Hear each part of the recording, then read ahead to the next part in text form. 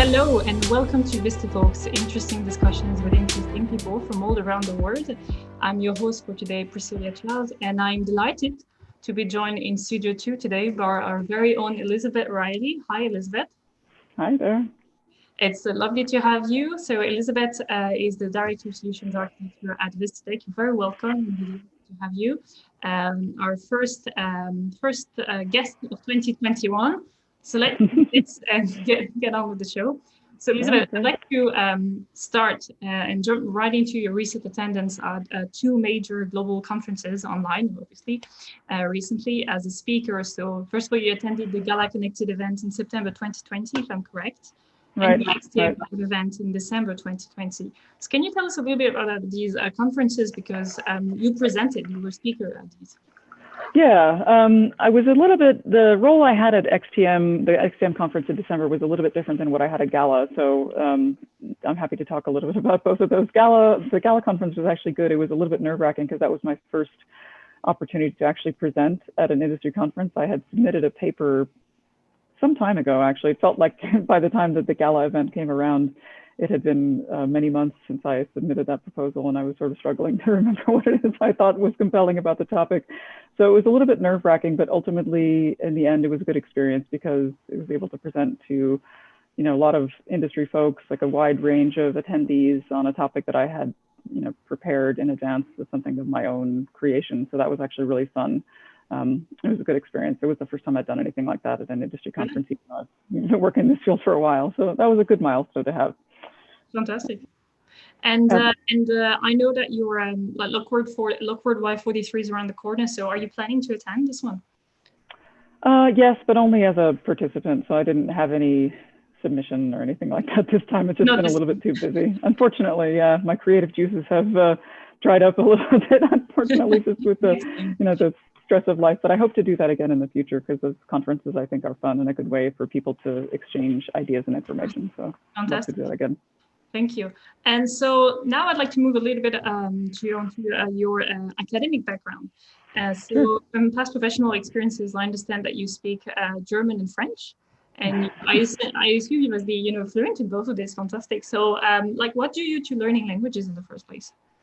Well, I don't know. I've always liked languages. Even when I was a kid, I was just kind of attracted to words with foreign characters in them, like accented characters, and I just was interested in languages at some level. And so I began studying in high school and studied some French in college, and I'd learned German by virtue of living in Germany. I find it kind of easy to pick up languages, so that increases my enjoyment of them. I guess I would say a lot of people have this issue where they say like, well, I would love to learn a language, but I just find it so hard.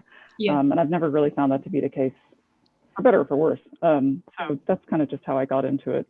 My levels of both those languages, as well as other ones that I've used before, has diminished because I don't speak to anybody in French or German very much anymore, but I still try to maintain some level of fluency in them, however I can. No, but that's great. That means, it's somewhere, it's here somewhere, and, you can pick it up anytime, I'm sure, going back to the country.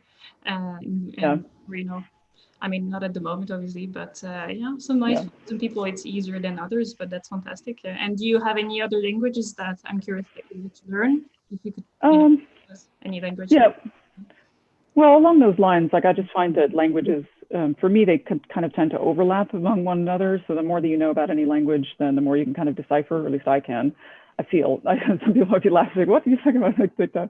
I don't speak any of these languages particularly well, but I can decipher them from, exposure. Like I used to, in one of my previous jobs, I was responsible for doing localization QA for Swedish, for example. So I don't know Swedish, and I can't really understand when people are speaking Swedish because I've never been exposed to it. But there's a lot of Swedish words that either resemble German words or French words or English words, so you can kind of decipher it that way. Similar with Dutch. I know a little bit of Arabic, Algerian dialect, not a whole lot, but a couple of things.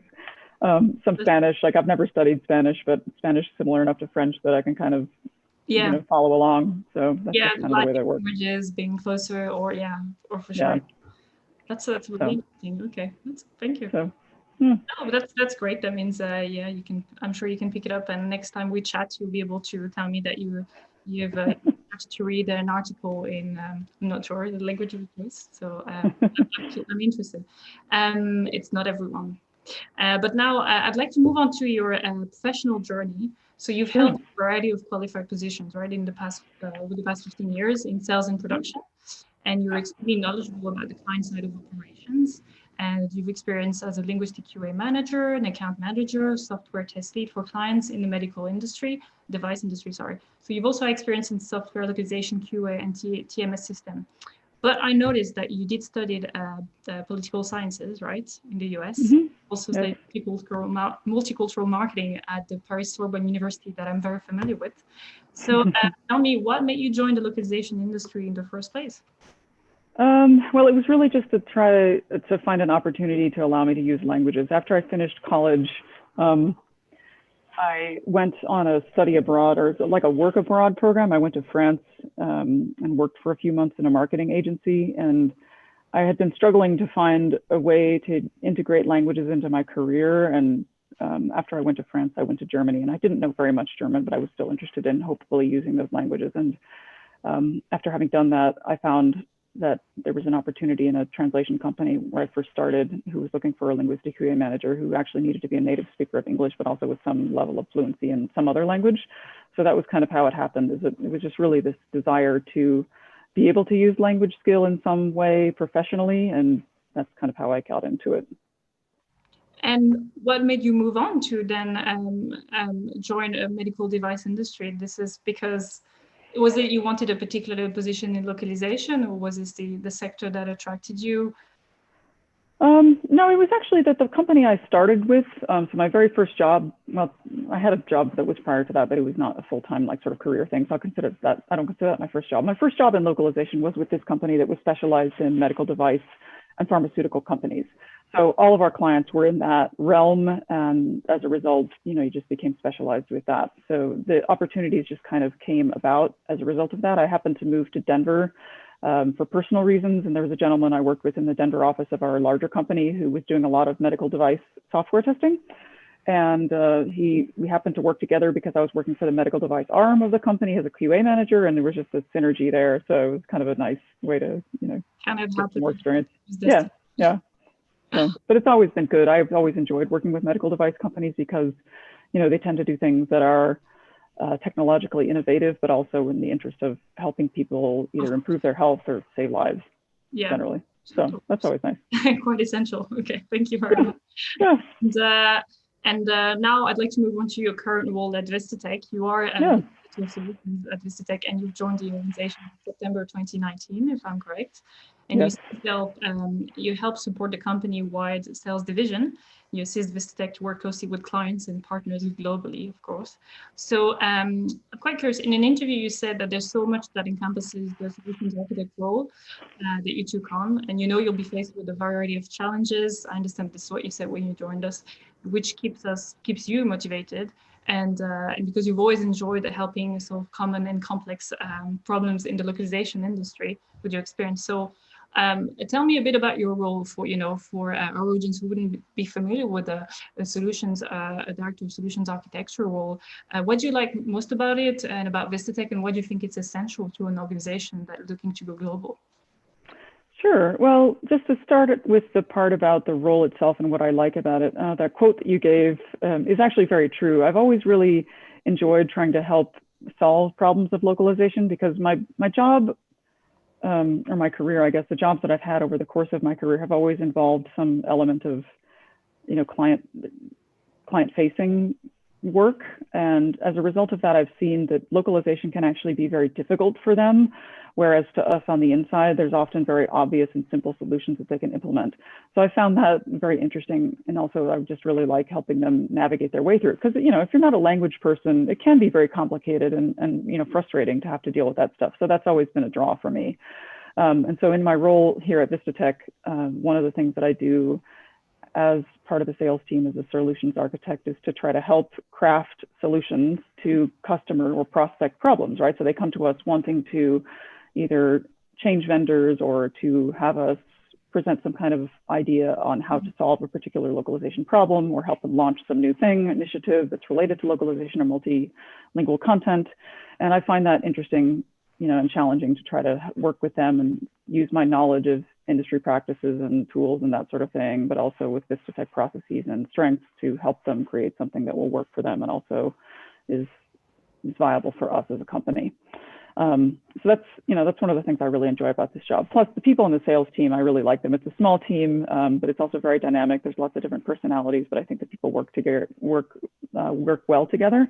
So it's fun to be part of that. To answer finally your question about what it takes, I think what it takes to go global, that's a broad question with an array of possible answers. And so I don't want to say that it takes a lot to go global, because it doesn't need to take a lot to go global. I think to simplify this and provide an answer that is somewhat meaningful, I think that all it really takes to go global is the initiative and the willingness to do so. And then after that, you can sort of figure everything out based upon what sort of obstacles may lie in the path of your trajectory towards that. But really all it takes at the outset is just this willingness to do it and a desire to really, reach other markets and recognize that there's just a whole wide world out there of people that you can reach with whatever you're doing.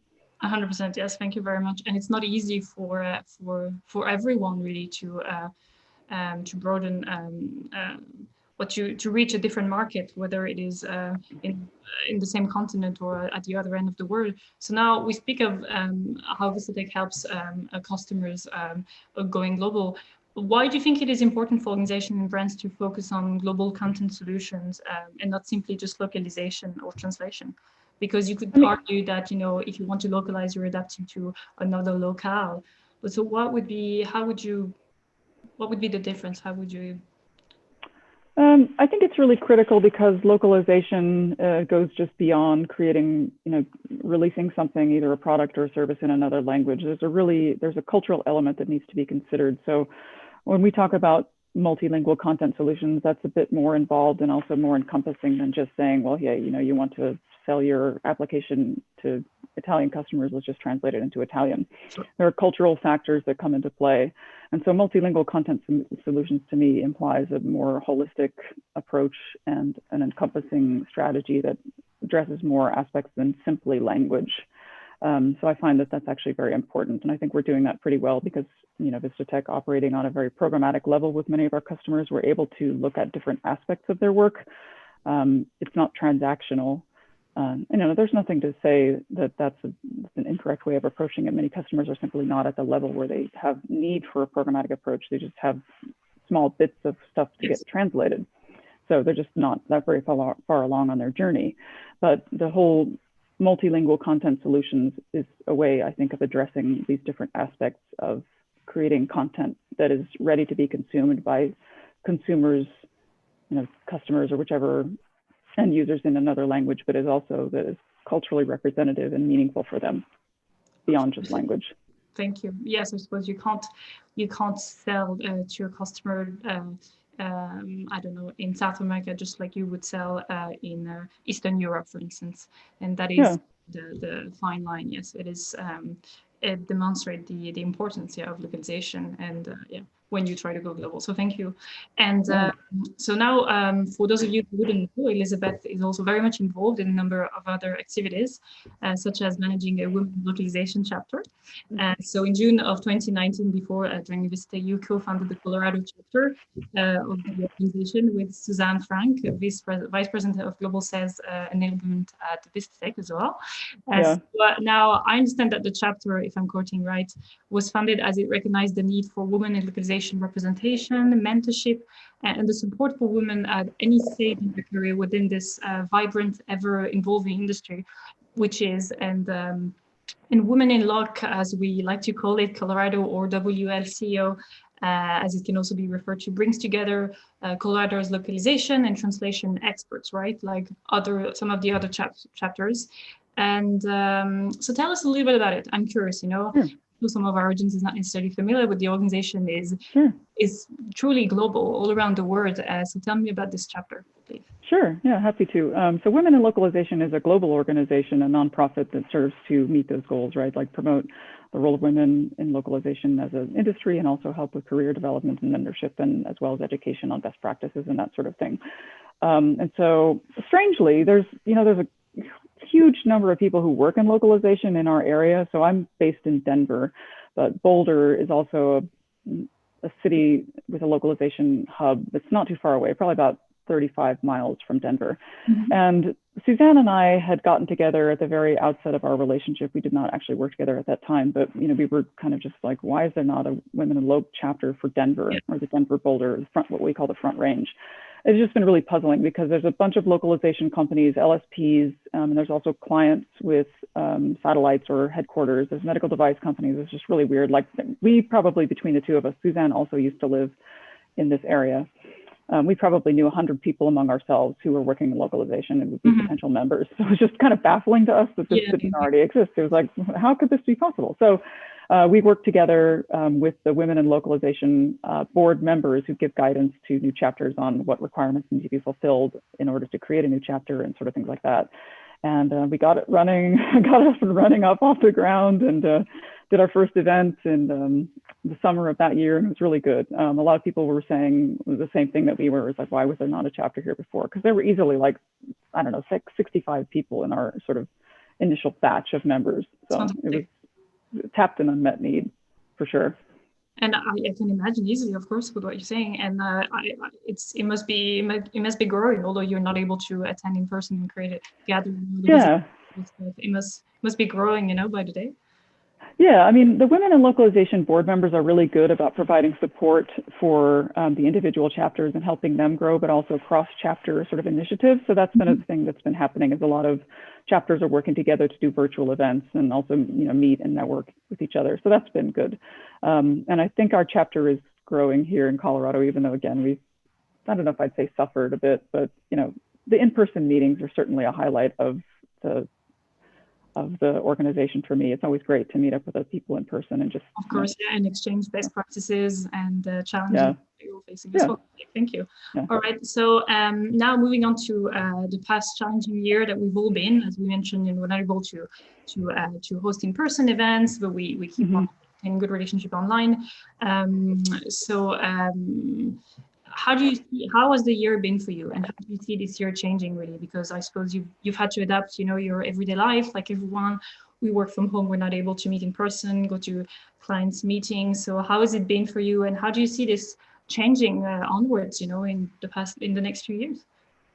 Yeah, I mean, the past year has definitely been challenging. I can say with certainty that I'm very fortunate to have been working for a company like Vistatec that allows people to work remotely without any type of disruption in what we're doing. I mean, I worked remotely beforehand, but there wasn't really no disruption in our activities, knowing that we have production hubs elsewhere, that are not from home.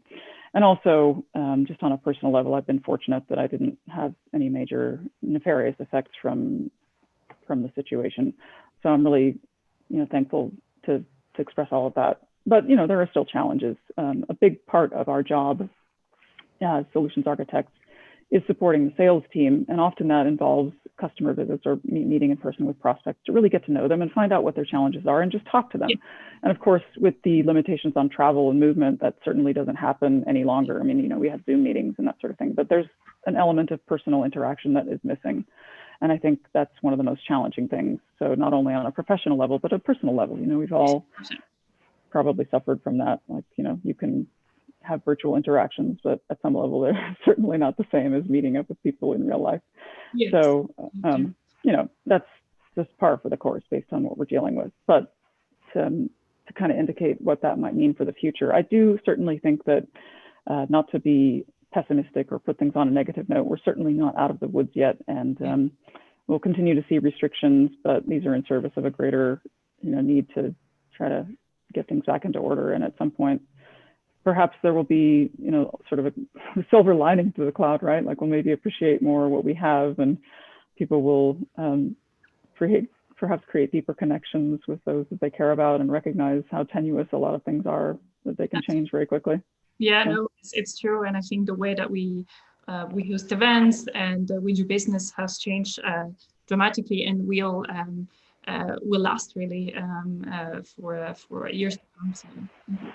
And now, speaking of changing and of changes, in interview, you've also mentioned that you're interested in how our industry will adapt, technology-wise, Yeah. and that you like to keep abreast of new developments, and you want to be sure that you're always offering, well, as a member of Vistatec, offering customers realistic solutions, really, to the variety of problems that they have to solve in digitization and multilingual content. So yeah, tell me a little bit about this, because have you identified any trends, or that seem to be making a difference to help these customers in the localization industry? What do you think, in the next 5 years or currently within the past year, anything that's changed, that struck you, that will, make a difference? Well, I think there are a lot of things that have changed. I mean, clearly with a lot of work and events and that sort of thing, we're moving to a virtual remote model that has changed the way that people communicate and the emphasis they place on different things. So I think that there's been a move towards brevity, more conciseness, a lot less fluff in communications and that sort of thing. That's more of kind of an high level overview type of change that I've seen. But I do think that will have repercussions in other aspects. On a technological level, I think that a lot of what we're seeing with a lot of customers is a huge shift towards, moving towards digital, whereas a lot of customers some were better prepared than others, and some who are not prepared have just been pushed along by necessity. There's certain industries which are less well suited to online ways of doing business, and by virtue of the conditions that we face, they are now forced to do so. And so a company like ours, having experience with a range of customers in many different industries, we have experience that can be leveraged from one customer to another. So that's also been quite nice, is to be able to help customers who suddenly are faced with this need to go global digitally, right? And they're like, well, we've done that, we can help you. Another thing that I think will be incredibly critical, I don't know if I'd say over the next 5 years, but in some sort of medium-term time frame is, as you're saying, it's about multilingual content solutions. What I think is really going to become important, if it is not patently clear already, if it's not completely clear already, is that what we're going to move towards is less transactional localization and translation type of stuff, and in native language content and product and service creation. I really just think that's kind of a no-brainer, that for whatever areas in which it is possible, native language content creation is really going to become much more compelling than it currently is, to sort of eliminate this hegemony of English, Okay, all that right. makes sense. Yeah, no, it does, totally. Okay, yeah. I suppose, you have sometimes customers who'd be asking for a particular language, that you don't expect, in the market. So yeah, well, thank you very much. I have 2 questions before we finish this interview. Sure. What's on the horizon for 2021 for Elizabeth O'Reilly? Anything in particular, personally or professionally? Any other activities that our audience should know? Or No, that's a good question. I wish I knew, right? I actually don't know. The situation that we've been faced with the last year or so has kind of made me really cast all my plans into the air. I don't really have a clear sense of what is on the agenda for me. I haven't made any type of resolutions or set any goals, just because things seem, like I said a minute ago, things seem very tenuous. It's really hard to know what will transpire from one week to the next. So I have aspirations and desires for how I'd like things to go, but I'm not banking on anything necessarily, because I just have seen how quickly things can change, and ultimately that we lack as much control as we really think we do over our lives. So I think it's important to be flexible. That said, I'd love to get back to in-person meetings, both personally and professionally. That's something I've greatly, greatly missed, and I hope that that comes back sooner than later this year. I imagine that might be the case for you as well, for many people. And also, definitely, yeah, really, really hope so. But I think you're right in saying that we are not there yet, and we need a little more time, and that meeting in larger groups might take a bit more time. I think, yes, that's very accurate. I feel, I think you've sensed it, and let's just hope, medicine and vaccines are on the way, and miracles. Just to hopefully that people remain committed to the service of compassion, I guess, and the understanding of one another, because we're all in a similar situation in some way. So, you know, some patience is required and flexibility, but hopefully we'll all arrive at a better state. 100%, yeah, absolutely. Thank you so much, Elizabeth. Really appreciate it. It was great to chat with you and to get to know your professional journey for our audience who wouldn't know you and who wouldn't know, you know, who'd like to know more about Vistatec, you know, the services that we offer, and about your role as a Director of Solutions Architect. So thank you so much. Well, thank you. I appreciate the opportunity to speak here. Thank you for having me, and I hope everyone is off to a good start in 2021. Definitely, yeah, thank you so much. So that's the end of today's show with Elizabeth Riley, Director of Solutions Architecture at Vistatec. And please make sure to tune in again soon to see or listen to our next VistaTalks show, when we'll be discussing more interesting topics with interesting people from all around the world. Thank you.